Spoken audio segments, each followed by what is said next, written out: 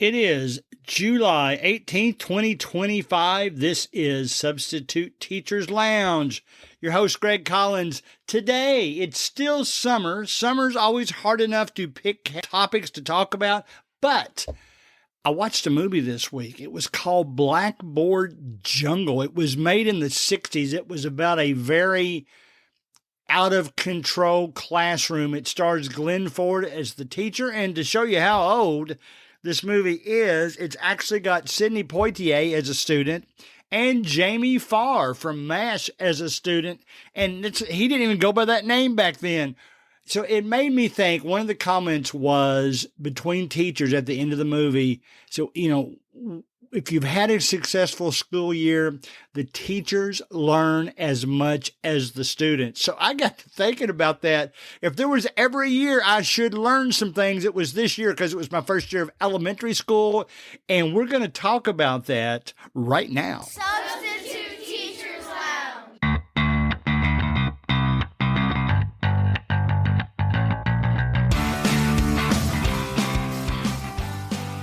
All right. I hope you're going to enjoy this today as much as I am. I know I'm going to have fun recording it. It's really not going to be a whole lot of new stuff. It's going to be more an accumulation of things that I've mentioned for the last 8 months that I wanted to have right here, concise in one area. And you could really subtitle it Things I Learned Last Year in Elementary School that made me change the way I do things. So that's what we're going to be talking about today. We talked about that movie, Blackboard Jungle, was a wild bunch of high school students. You could say that about Grease, but there's nothing like Blackboard Jungle. Watch it sometime. I mean, it was the kind of classroom atmosphere that I probably would have quit. I would have said, I'm not coming back to that school anymore. There was some physical violence going on. But, as always, there was a lesson to be learned from the movie. It was really good. I'm old, man. In the summer, I get bored sometimes and I start throwing in, or turning on, I should say, Turner Classic Movies. And, there's some good movies on there that I don't necessarily enjoy them all. I say that about old music too. I don't necessarily love the music, but I love watching and listening to see what was considered entertainment back then. So I'm old and I'm fascinated by stuff right like that. All right, let's talk first of all about don't promise anything in elementary school. I wouldn't promise anything to students anywhere. Sometimes you'll get carried away and you'll say, all right, kids, if you do this, we'll do this. I remember it's a church camp story. I got so tired of the kids talking in their room at night and not stopping. And I said, all right, here's what we'll do. If you will be quiet for half an hour, we will go outside and cause a ruckus.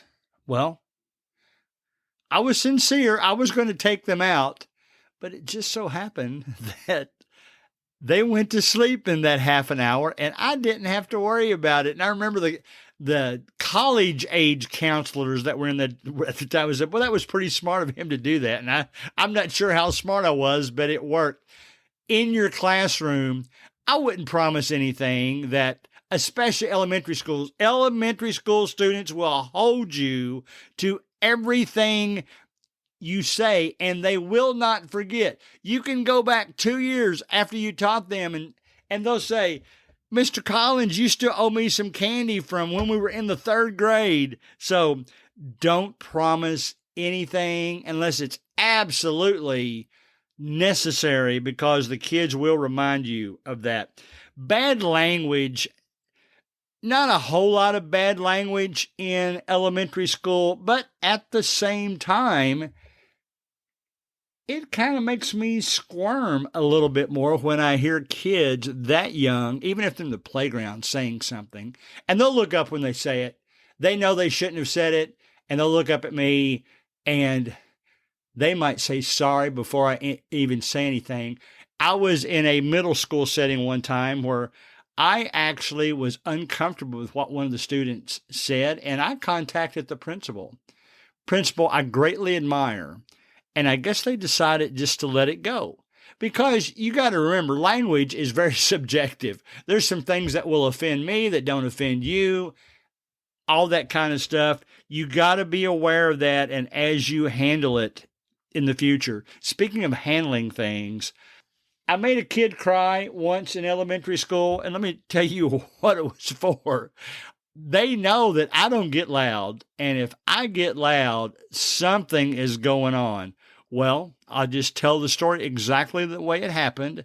It was a third grade class, and they were working on some stuff down on the rug, and two boys were talking. They weren't mad at each other, but one of them just decided to get up and fart in the kid's face and say, "That's what I think about you." And I fussed at him, and my voice went up. And since he wasn't used to my voice being that loud, he cried, man. I made him cry. Now, he learned from that, and I will say this. I see this student, it seems like I see him more than most students that I've encountered, and he always goes out of his way to speak to me and come up and hug me and wave. I even saw him at a ballpark one time, and he ran down to me just to say hello. So you never know what a little discipline means over things like that. It's a funny story, and I've used this on I'm coaching an 8 to 11-year-old volleyball team. It's a youth training, developmental is what we call it, volleyball team. And every now and then you'll have to work the table for the two other teams that are playing, and I'll ask for line judges. And two of the girls that I wish had shown a little bit more responsibility, because they do about everything else, they put their finger on their nose and said, "Not it." I've had that happen in the classroom. When it happens in the classroom, those are the two kids I choose. The first two that put their finger on their nose and not it, well, guess what? They're it, and I'm going to make them do the project. So I told them, all right, girls, these other girls volunteered to do it, but I'm going to make you do it the next game. And they just smiled and didn't know whether I was serious. And they're important to the team. And I said, or I can put you on the bench. They didn't think I was serious. And then they realized I was. So they didn't enjoy it. And I joked with them some. I hope they didn't take me seriously, because I would kind of say that was your call and all those kind of things. So the not it stuff is over. I took care of that. One thing I've changed, there are students, and you have to be careful, especially starting out. There are students that like you to explain things to them, or just students you need to tell to be quiet, that you have to get close to them. Well, we hear so much about not getting in people's personal space. Well, unfortunately, middle school students especially use that to their advantage. And when they're not working and you get within 2 feet of them, they're going to use the excuse, "You're in my personal space." They never even heard of personal space 2 years ago. But because they've heard of that phrase now, they will use that against you. So I learned from that, in that I try not to get closer to a student than 2 feet if, in fact, it's a discipline situation. You're not doing your work. If they need help, I might have to get a little bit closer. And, there's some students, like I said, that will just come up and hug you when you've helped them. I had a couple of my volleyball players come up and hug me. Our season ended this week, so a couple of them came up and hugged me. Some of them, they're just too old for that, and I understood that. But be aware of students' personal space. I learned that more so this year. I'll call this next comment, I learned to praise regardless. Don't lie to the student. If they just missed every question on a test, don't say, "You did a good job." Or I wouldn't even say, I might say something like, "Did you try your best?"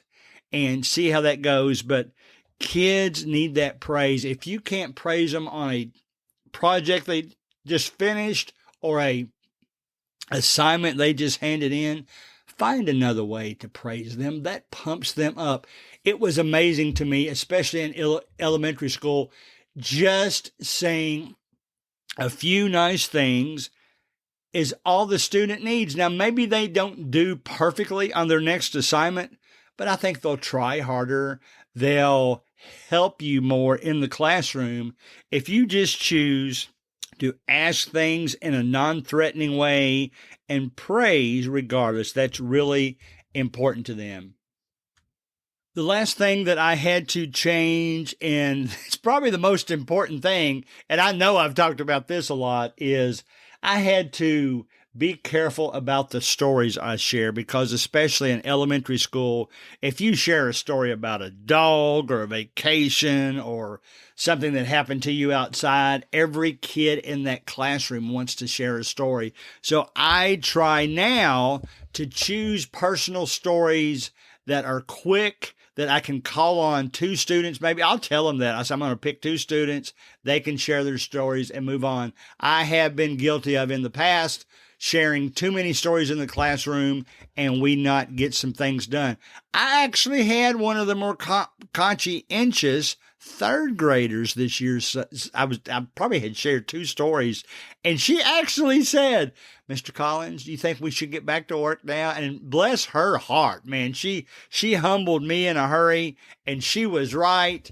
So you have to be careful about sharing too many stories, especially with elementary schools, because before you know it, your time is over and they didn't get accomplished what they were supposed to. So that's it. That's some things I learned in my year of elementary school that will help me become a better teacher.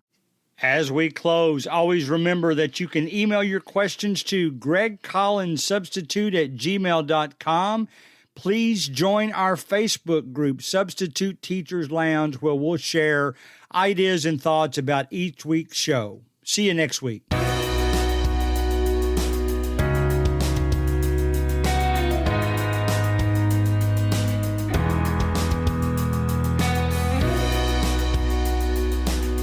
Music provided by Ben Sound.